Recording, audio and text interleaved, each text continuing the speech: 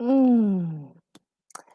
Good morning, everybody. I am Heather Ruth, intuitive coach and healer and gratitarian, purveyor of love, light, and all things meant to fill our souls with joy in our cups. And today,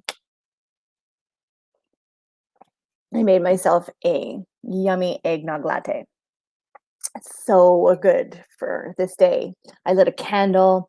I had a meditation with my mala beads, and I pulled some cards for myself.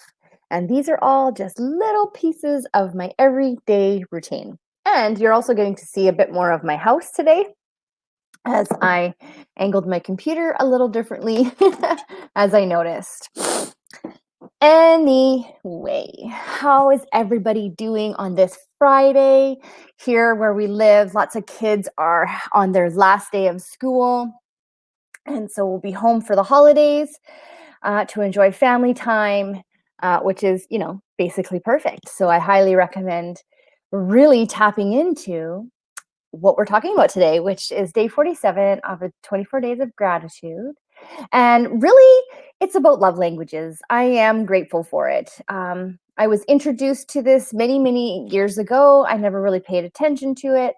And when my husband and I started to struggle in communication about what it is we want, what we need to receive, I dove into love languages in a hardcore way. And it really did change how we interacted with each other, how we respond to each other, and we're really, really more in tune with what lights or is given light to someone. And my love languages are like acts of service. So, like when my family cleans the kitchen and or does the dishwasher or even like folds the laundry, and I don't have to ask for help or and they just do it, like I'm in bliss land, like grateful forever. I don't mind doing those tasks, but I really love it when people just do it for me. Or if they see something that I've been struggling with or a project in the house and they pick it up and they help me, I absolutely love it when they're of service to me because I'm always, always of service to you and to others. And it is so nice to have that return. So that's one of my love languages. The other love languages that I like, the one that's for me, and they kind of tie is little gifts, but really it's affirmations. It's people just like sending love notes. I love that. I do it all the time, and I also love to receive them. And my family is slowly figuring it out. I've trickled enough hints and stuff that those are really the things that speak to me. I love hugs, I love snuggles, but they're not the things that I want from my partner so much as just like acts of service and being seen is really, really big for me. This is a big love language. Now, my partner's love languages and actually finding out and knowing what they were was even more pivotal is that he loves physical touch. I get it. It's why he hugs me a lot. It's why I, hug him or rub his back or rub his feet or just giving him like any of that. But he really loves to have that physical touch. And sometimes, I'm not always as receptive to it, but I'm working on that muscle because I know that's what fills him up and gives him the joyful bliss and gratitude that he desires for his daily day. And then I've got my daughter who loves receiving little gifts, but she also loves to give them, right? So she loves to give her friends little gifts and they come from her heart. If she sees it, she wants to buy it for them or she like wants to make it for them, like whatever. And it just fills my heart with so much love that she understands how to exchange that.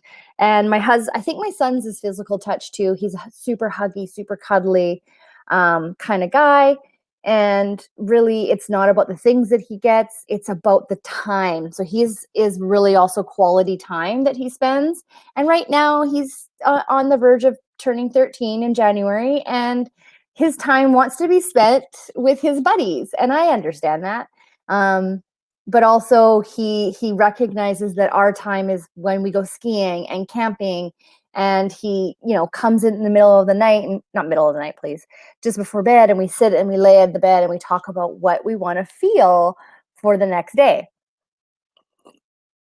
what are our goals and those kinds of things. And it's perfect because it's a great way to unwind. It's a great way to feel the gratitude for family when you give them the love that they require in the way that they require, right? And then it's felt and it's more heartfelt and it's more sentimental and it's really good for the soul. So I am super grateful for, I can't remember the author who wrote Love Languages, but thank you for putting that out there because that understanding really truly not only allowed me to love myself, but it also allowed me to express love to those that I care about in deep ways that are meaningful to me. And so, like, those that are really close to me will get random text messages saying, I love you, or I'm grateful for you, or I thank you. And that's just because I love to get the same thing. And I do it because it comes from my heart and the purest essence of expression to those that I hold dear to me. Right. And I just want to read you this one card because I pulled this one card today. And so prior to getting on here, I had to wipe the tears because it like really spoke to my soul. It really told me that what I'm doing in the world is exactly what I need to be doing. I don't have to be bouncing off the walls energetic all the time, but you guys are getting my love vibes. And so here it is. So I pulled this beautiful card. One of my favorite decks right now is Star Seed by Rebecca Campbell. They're absolutely gorgeous, and they're so insightful. And so look at and they're so soft and so beautiful. And I love whales. I love the ocean. I love whales. I got to see a humpback whale this year, and I didn't get to see an orca, but oh man, it was just pure bliss for me. So, whale and orca elders. And here's what it says: the whale and orca elders are benevolent cosmic beings here to anchor a frequency of love onto the planet, to harmonize it with their song. As they weave around the oceans, they do so much more than any of us know. Their physical presence affects Earth's magnet field, and their harmonies call us to wake up and remember our own soul's song. Looking into the eye of a whale is something you'll never forget. It's very true. It's so very true. Like the history and the depth of looking into a whale, like when they breach and you actually get to see their face, it's a magnificent. There's just so much wisdom and ancient tradition and being passed down in that. And it's like elephants, right? It's like elephants too. Whales see into our very being, and in an instant, you're changed forever. They see beyond the physical, the woundings, the identity, the personality, the story. They see right into your soul. If you pull this card, you're being called to surrender to your deepest truth and share it with potency. To bow to who you truly are, to stretch your heart wide enough to hold it all, to leave your fears and doubts and baggage at the door, to question any part of you that doesn't feel good enough. The whale and orca elders want you to give others the privilege of seeing who you truly are and for you to see the same in other beings. To drop your hangups and personality flaws and get busy revealing the unique note of your soul that came here to sing. Allow that song to echo in the four chambers of your heart, to emanate in all directions. Peel back the layers of suffering and pain to reveal to others your soul's true song, and endeavor to see soul of all those you meet.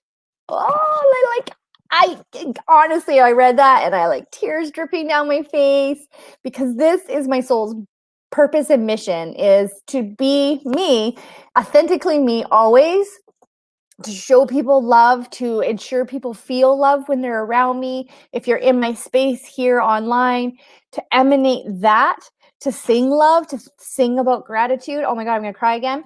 That is it. That is why I do these 64 days of gratitude. It's why I work with clients, to get them back into that space, to really feel that love inside all four chambers of their heart so they can sing their heart song, their soul song, and to really feel it. And oh my goodness, this is just like so much icing on the cake. It excites me to no end. And yeah, I'm just going to take all that in because I know that these cards come for a reason and give you the messages that you need to hear in the time. And as I'm going on this purpose, I've dropped my fear, I dropped my doubt, I've dropped my baggage because guess what?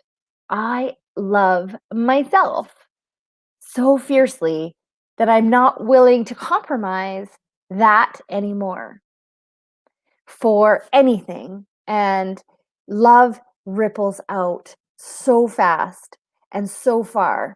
And if we all just tap into this grateful space that we have, this gratefulness that we can create, and drop the fear, leave the baggage, and really look into our souls, what's lighting us up. Oh, it's so potent and so rich that the world itself is going to feel that ripple effect. And I'm not lying. So it is what it is. So today, navigate, over the holiday season. What is your love language? What is your soul song that wants to be sung? How do you express your gratitude to the world, to yourself, to your family, to your spouse? How is that expressed for you? Are you holding it all in and waiting for the anvil to come crashing down on you like Roadrunner? No. Or the coyote? Sorry, Roadrunner, I always avoided that. No, you're not. Life is not meant for you to be carrying a 50, 100-pound ball on your chain, like to feel weighted down. That's not the way we're supposed to experience life.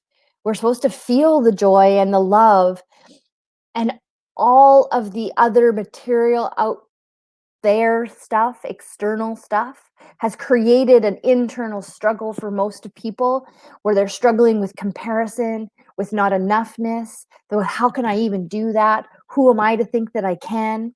Kind of stuff. No, drop that at the door, leave that baggage alone, let it be in 2020, and move forward into the next year like a seed that you're planting in the ground.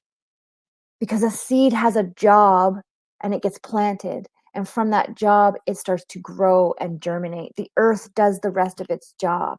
We don't know what happens under the soil. Everything we do in life, we have to trust to blossom and bloom. So explore your love languages. Look at the things that you're grateful for or not grateful for. And why is that? It's okay to question when you come from a space of love. So do that for you and go and be the whale and the orca and sing your soul song to the world and share your light and beauty, because everyone that does that raises the vibration and the level of consciousness in the collective. And so go be your light. I see you, I share your light, and I believe in you. So thank you for being here.